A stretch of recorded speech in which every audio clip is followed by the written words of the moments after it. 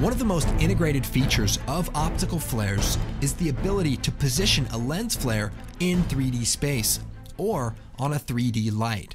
So if we take a look at this example, you can see the lens flare is pretty large, and then when it goes off into 3D space, it gets a little bit smaller. So it automatically calculates the position, and you can really do some amazing things. So let's take a look at some of the different features of the 3D lens flare and see how they integrate into some real-world examples. First, let's take a look at how easy it is to set up a lens flare in 3D space.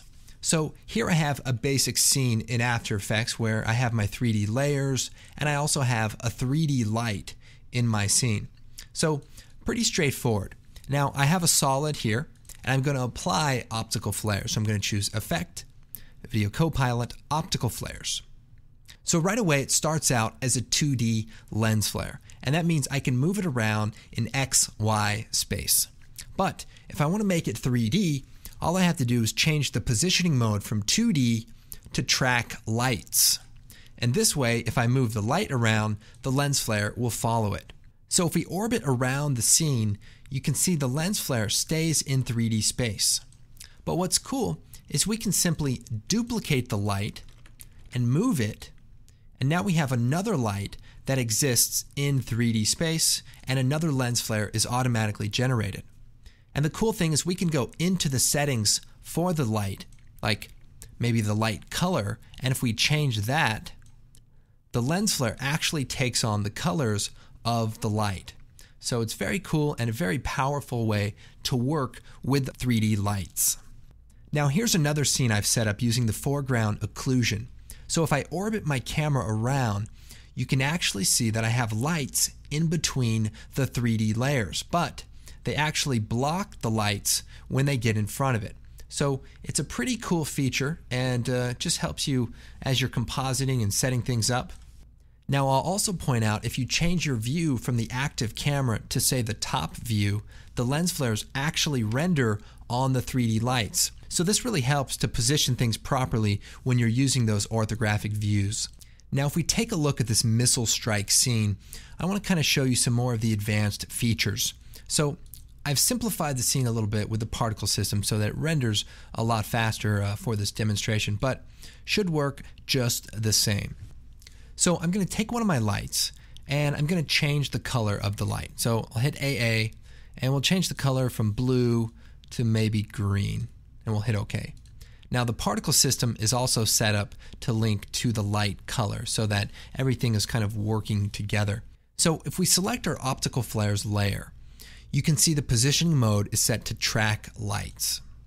Now I'll go ahead and lock this effects control window so that if I move my lights around, it'll stay up there while we play around. And you can see that it's set to use light intensity.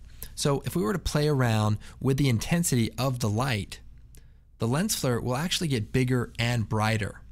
Here's another example where we're using optical flares to generate a concert scene and volumetric lighting. So if we just kind of scrub through this, you can see we have some 3D lights that are off in the distance, and it just looks like this really exciting scene. Now if we take a look at my After Effects scene, you can see I have a bunch of 3D lights positioned in 3D space.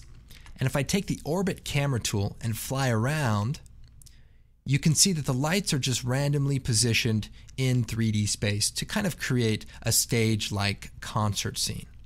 Now what's cool is there's two types of lens flares. There's lens flares that look like spotlights, and then there's just large lens flares. And the way that's set up is by changing the name of the lights. We have A light and we have B lights.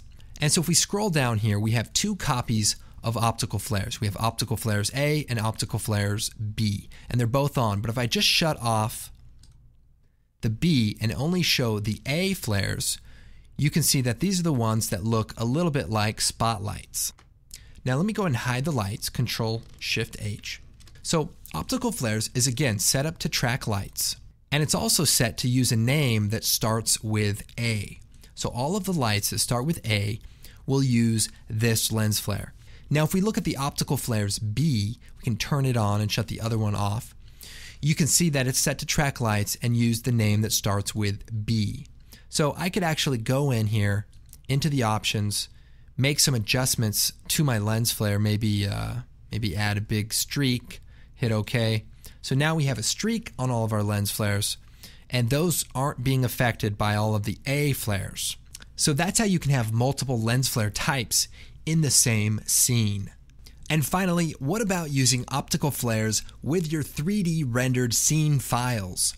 So, as many of you may know, you can actually export your scene data into After Effects. So in this case, I've rendered out my scene. So this is just an image sequence.